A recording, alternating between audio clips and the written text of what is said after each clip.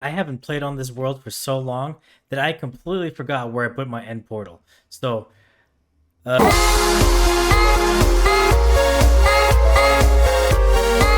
up, my roomies, and welcome back to the technical guide to Minecraft. And today, we're going to be making a gas farm in order to get the gunpowder that we need for rockets, as well as gas tiers to, well, completely open up the ends using end crystals. So, without any further ado, let's go. So we're gonna grab some glass, go over to the roof of our nether. Then we're gonna go make the gas farm, which is pretty easy. If you follow Nembons's gas farms, it'll actually show you block by block how to make it. The concept is simple. I'll go over in detail what exactly you have to do. But for the most part, it should be relatively simple to set up. It's one of my favorite farms, and you get so much gunpowder from it. Like, it easily beats the creeper farm. Like, we could disassemble the creeper farm like now. It produces so much gunpowder that we could basically destroy our creeper farm and we would have more than enough.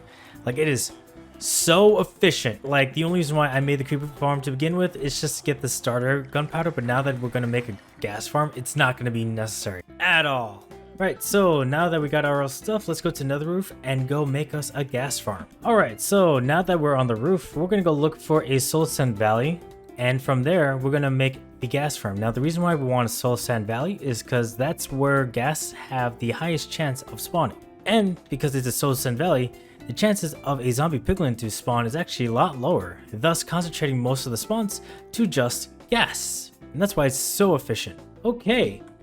Now that we've arrived at the Soul Sand Valley, let's make this gas farm. And if you want a block by block detailed tutorial or how this farm works, go check out Nembon's video down in the description.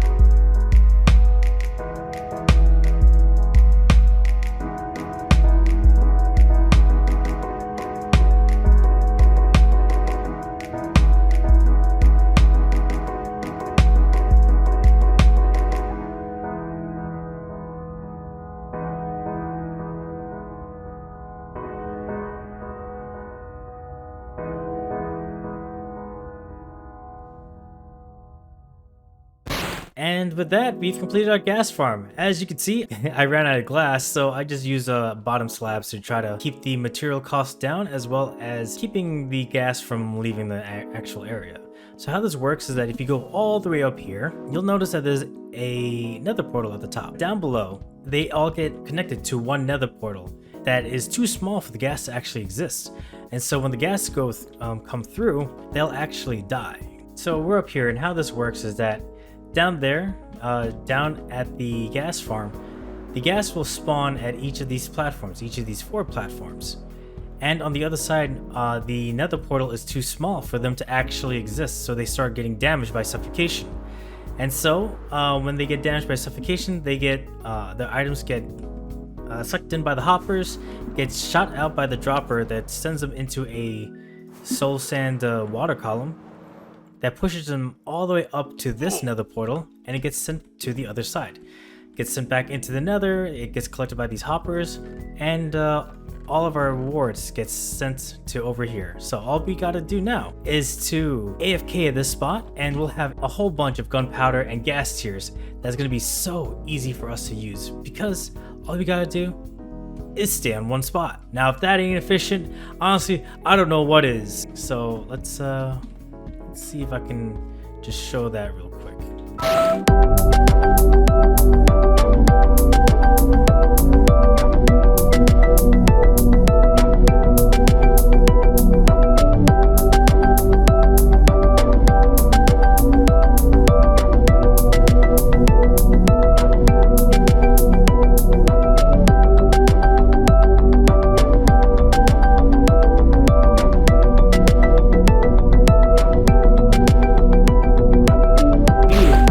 We AFK'd for like, I don't know, like 5 minutes, not even, like it wasn't that long.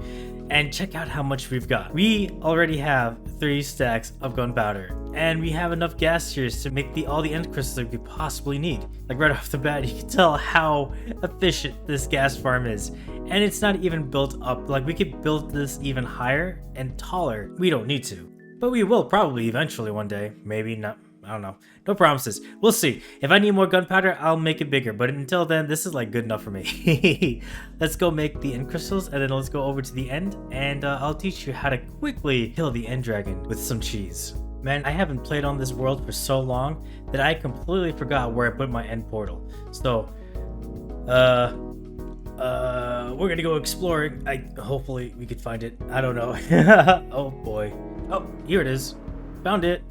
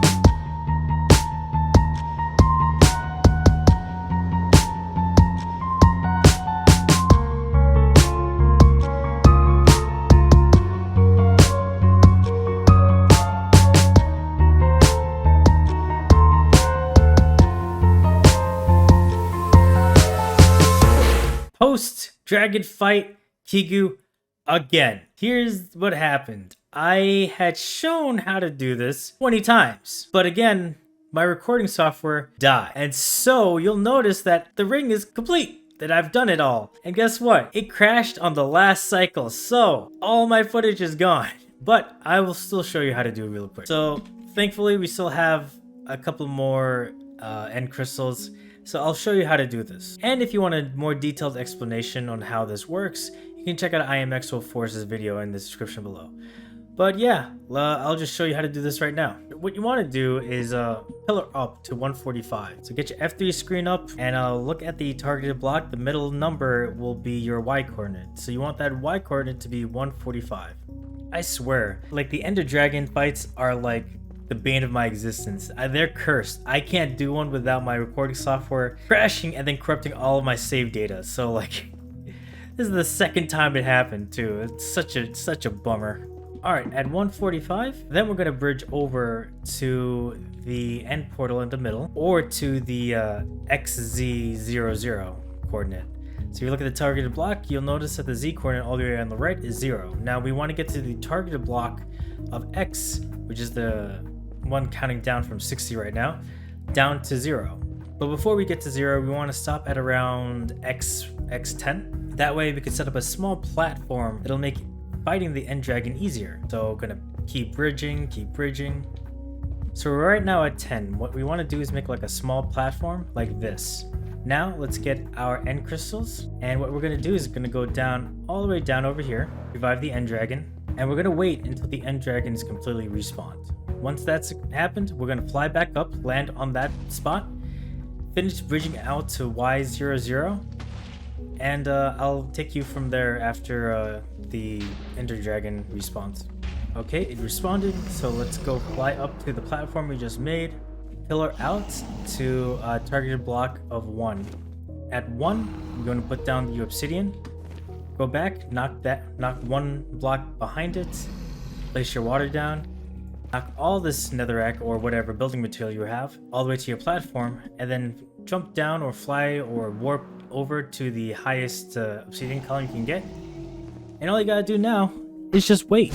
The reason being is that this is the way that the dragon fight works is that it'll shoot off fireballs every now and then. But because you're on the highest platform, the chances of it actually nailing you with a fireball is actually exceedingly low. And because we're far away from the center, the chances of it perching, because the perching mechanic is actually random, it's actually a lot higher. See, as you can see right here, we didn't get hit by the fireball for this exact reason.